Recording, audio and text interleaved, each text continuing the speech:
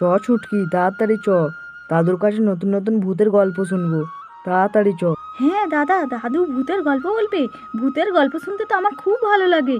দাদা তাড়াতাড়ি পা চালিয়ে।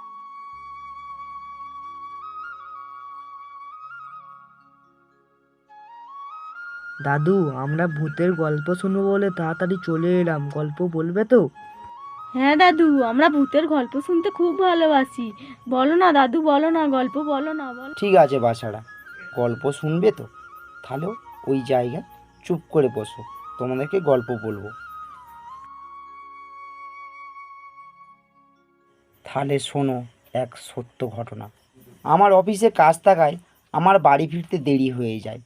সন্ধ্যা নেমে গিয়েছে। জঙ্গলের পথ দিয়ে আমি গুটি গুটি পায়ে হাঁটতে লাগলাম।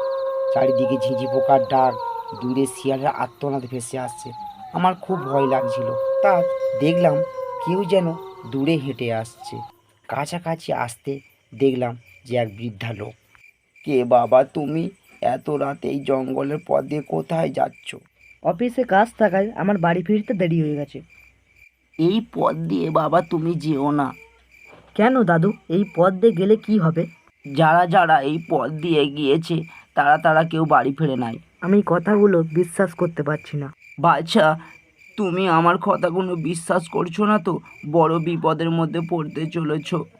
আমার ওই সব ভূতের ভয় টয় লাগে না।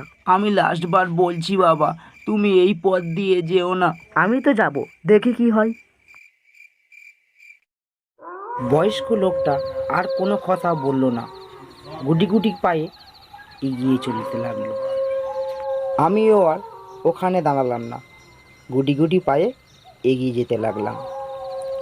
আমার মনে হচ্ছে যে ব্যক্তিটি যা বলল সত্যি না মিথ্যা। পেছন ঘুরে তাকালাম যে এখনও ব্যক্তিটি হেঁটেই চলেছে। চারিদিকে ঝিঁঝি পোকার ডাক, দূরে শিয়ালের আর্তনাদ ভেসে আসছে। অবশেষে দেখলাম ব্যক্তিটি মিলিয়ে গিয়েছে। আমি কোনো দিকে না তাকিয়ে উদ্দেশ্যরে ছুটতে লাগলাম। আমার নিঃশ্বাস যেন বন্ধ হয়ে যাচ্ছে। হঠাৎ এক জায়গায় এসে আমি আস্তে আস্তে ক্লান্ত হয়ে দাঁড়িয়ে ভাবছি যে যদি কোনো গাড়ি পেতাম তাহলে বাড়ি যেতে পারতাম। হঠাৎ কানে আওয়াজ এলো যে এক গরুর গাড়ি পায়ের শব্দ।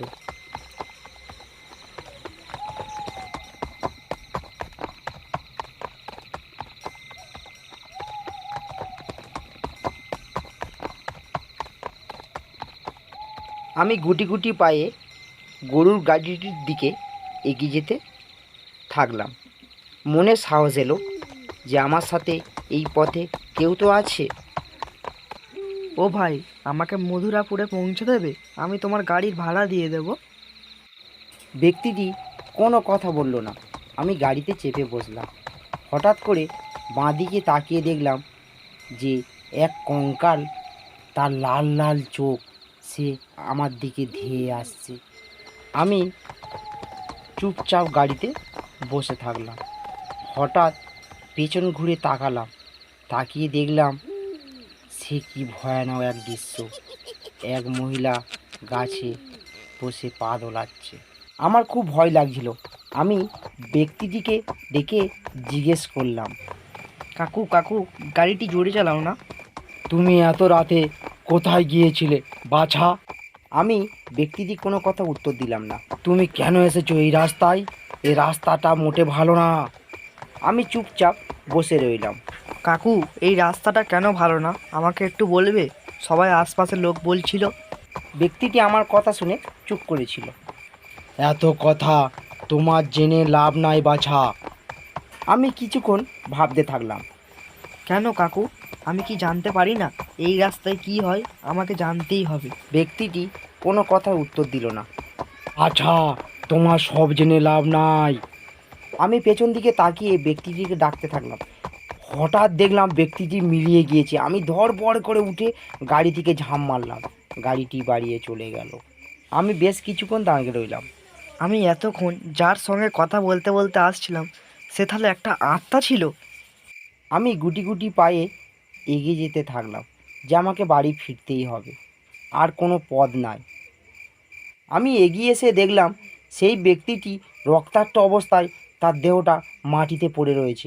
আমি আর কোনো কথা ভাবলাম না, আমি পেছন ঘুরে হাঁটতে লাগলাম। আমি পেছন ঘুরে দেখলাম যে 3 জন আত্মা আমার দিকে ধাওয়া করেছে। আমি কোনো কথা না ভেবে ঊর্ধ্বস্বরে ছুটতে থাকলাম। তাদের বিকট আওয়াজ শুনে আমার আর কানে সহ্য হলো না। আমি ঊর্ধ্বস্বরে আরও ছুটতে থাকলাম। অনেকদিন তাজা রক্ত খাইনি। অবশেষে ছুটতে ছুটতে আমি জ্ঞান হারিয়ে ফেললাম।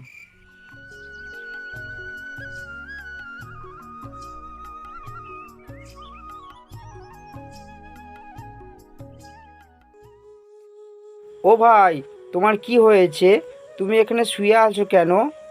তুমি শুনতে পাচ্ছ আমার কথা? তোমার বাড়ি কোথায়? ও ভাই, ও ভাই!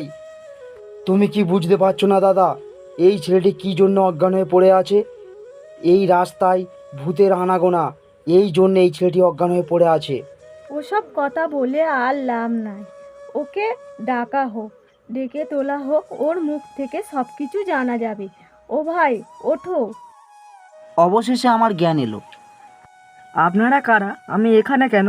আমি তো রাতে অফিস থেকে বাড়ি ফিরেছিলাম। আমার কি হয়েছিল? যারা যারা জঙ্গলে পথ দিয়ে এসছে তারা কেউ আর বেঁচে বাড়ি ফিরে নাই। বাছা, তোমার ভাগ্য ভালো, তুমি বেঁচে গিয়েছো। বাছা, তুমি বাড়ি ফিরে যাও।